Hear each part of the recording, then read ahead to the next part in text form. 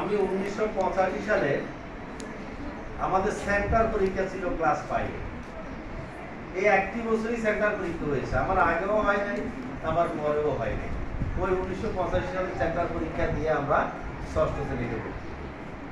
ষষ্ঠ শ্রেণীতে ভর্তি হওয়ার পরে আমি কিন্তু ফার্স্ট প্লেসে ভর্তি হয়েছি, তখন ভর্তি পরীক্ষা ছিল। এরপর থেকে প্রতিনিয়ত আমাদের সাথে শিক্ষার্থীদের সাথে একটা পড়ালেখা নিয়ে একটা যুদ্ধ চলেছে, প্লেস নেওয়ার জন্য, কে কার প্লেসটাকে দখল করবে। তো আমি ছাত্র জীবনে 2 থেকে ক্লাস 10 পর্যন্ত রোল নম্বর ছিল 1, এই রোল নম্বরটা কেউ দিতে পারে। এরপর যখন ক্লাস 9-এ পড়ি তখন আসলে ইংরেজি যে বিষয়টা, ইংরেজি বিষয়টা মূলত সবচেয়ে বেশি আয়ত্ত করেছি ক্লাস 9। এখন আমরা তোমাদেরকে যে ইংরেজিগুলো পড়াচ্ছি এগুলো কিন্তু আমরা স্কুল জীবনে গ্রহণ করেছি, যদিও কর্মজীবনে এসে সেগুলাকে চালতে চালতে আরেকটু জানা হয়েছে। অনেক জানা মানুষের ল্যাকিজ থাকতে পারে, ঘাটতি থাকতে পারে, সেই ঘাটতিটা পূরণ করে। যাই হোক, ব্যক্তিগত জীবনে আমি বর্তমানে তো তোমরা জানো প্রধান শিক্ষক। সর্বপ্রথম আমি 1995 সালে যখন ডিগ্রি পাস করেছি, এরপর আমি মাস্টার্স ভর্তি হয়েছি, কিন্তু পরবর্তীতে কোনো কারণে আমার পড়াটা আমি চালিয়ে যাইনি। আমি প্রথমে অন্য অন্য জায়গায় চাকরির অফার পেয়েছি, কিন্তু করিনি। পরবর্তীতে যে কোনো একজনের পরামর্শ আমি শিক্ষকতা করি। ইন্টারভিউ হয়েছিল ইউএম অফিসে, সেখানে আমি ফার্স্ট হয়েছি। একটা মাদ্রাসায় প্রথম আমি করতাম, মাদ্রাসায় আমি ক্লাস নিতাম অঙ্ক এবং ইংরেজি, এই দুইটা বিষয়ে ক্লাস নিতাম। এরপর সেটা ছিল 1997 সালের 1 জুলাই। 1997 সালের 1 জুলাই থেকে আমি শিক্ষকতা আরম্ভ করেছি। তারপর 2003-এর নভেম্বর পর্যন্ত এখানে চলেছে। 2003-এর ডিসেম্বরে আমি তোমাদের ওইদিকে পার্শ্ববর্তী একটা স্কুল আছে, সোনাপুর শরীফ স্মৃতি উচ্চ বিদ্যালয়, ওইখানে আমি ইন্টারভিউ দিয়ে ওইখানে চলে এসেছি। সেইখান থেকে আমার শুধুমাত্র একটা সাবজেক্টের উপর পড়া শুরু হয়েছে, সেটা হলো ইংরেজি।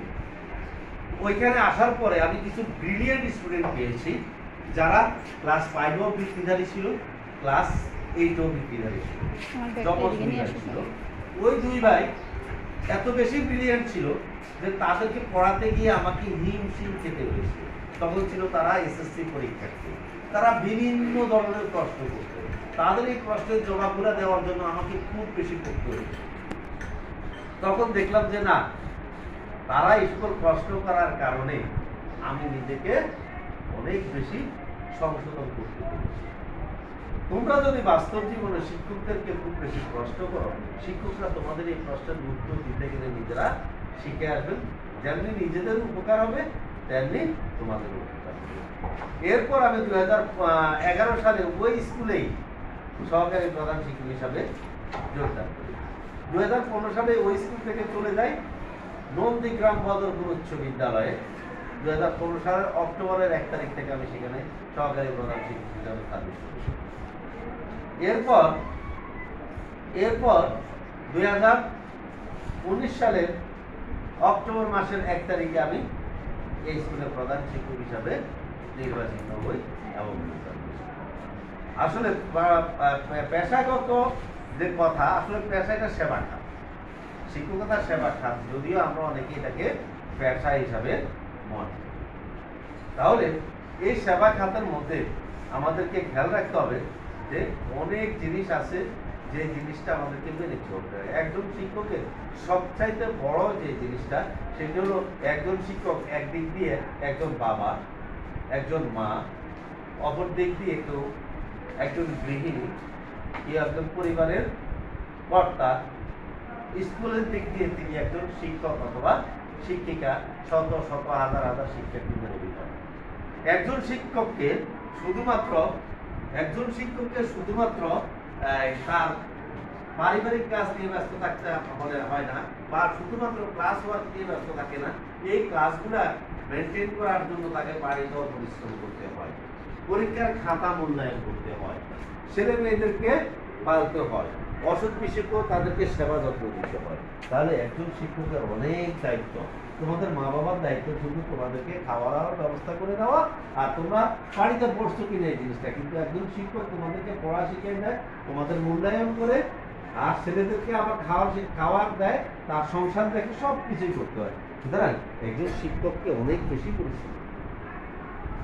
তারপরে তোমাদের শিক্ষকের আরেকটা জিনিস হলো জবাবদিহিতা।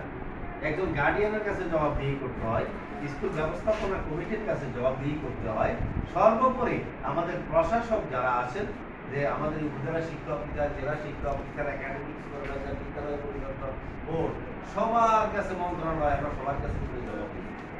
যার কারণে শিক্ষকতা পেশাটা একটা চ্যালেঞ্জিং। এই চ্যালেঞ্জিং পেশায় তোমরা জানো যে শিক্ষকদের সবচেয়ে বড় যেটা, সেটা হলো নৈতিকতা ও মূল্যবোধ। সেই নৈতিকতা ও মূল্যবোধ থেকে তোমাদেরকে তারা নৈতিকতা ও মূল্যবোধ শিক্ষা দেবে।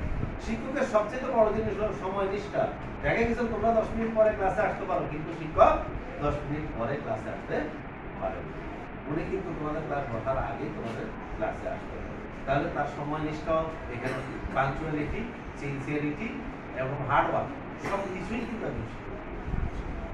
আমি তোমাদেরকে বলবো যে একটা যে কোনো যদি সফল হতে চাও, তোমাদেরকে আন্তরিক হতে হবে, তোমাদেরকে সময়নিষ্ঠ হতে হবে, তোমাদেরকে কঠোর পরিশ্রমী হতে হবে। কঠোর পরিশ্রমী বলতে এখানে অর্ধ ভাষায় দেবে তোমাদের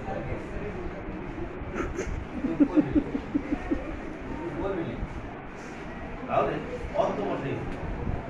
অর্ধবসায়ী হতে হলে তোমাদেরকে প্রচুর সময় দিতে হবে। তোমাদের যে বর্তমান কারিকুলাম আছে, এই কারিকুলাম তোমাদেরকে অনেক কাজ করতে হবে, অনেক কাজ করতে হবে। এই কাজটা হলো বাস্তব ভিত্তিক কাজ।